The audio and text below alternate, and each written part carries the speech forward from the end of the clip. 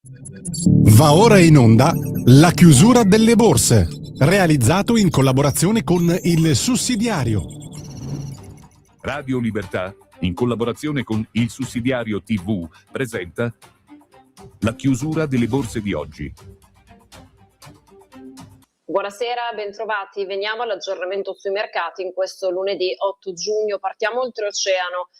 Partiamo da Wall Street. Standard & Poor's, l'andamento è positivo, 0,81%, una quota punti di 7.442, 50.958 la quota punti per Dow Jones, anche in questo caso percentuale in verde 0,18, 2,51% per Nasdaq, 29.683 la quota punti, Russell 2000 2.876,3, 1,51 la percentuale.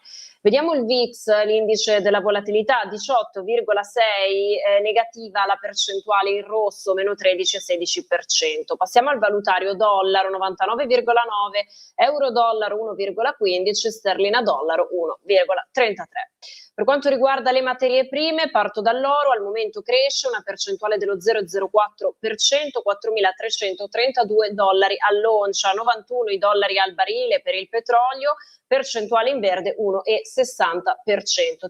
Titoli di Stato BTP Bund 77,830. Vediamo le criptovalute. Bitcoin 63.927 dollari, 1.692 i dollari invece per Ethereum, solo le 17:31.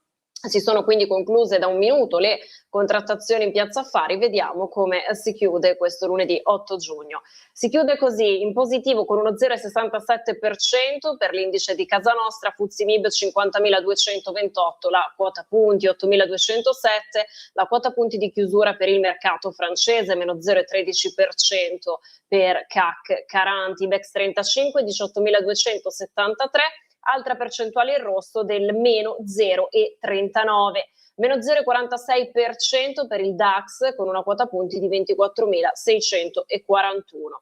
In verde la chiusura per il mercato inglese 0,01%, 10.368 la quota punti. Infine lo Stoxx 50, vediamolo insieme, ci racconta i 50 principali titoli europei, ci dà quindi una giusta prospettiva rispetto alla giornata e si chiude con una percentuale positiva dello 0,19%, una quota punti di 6.073.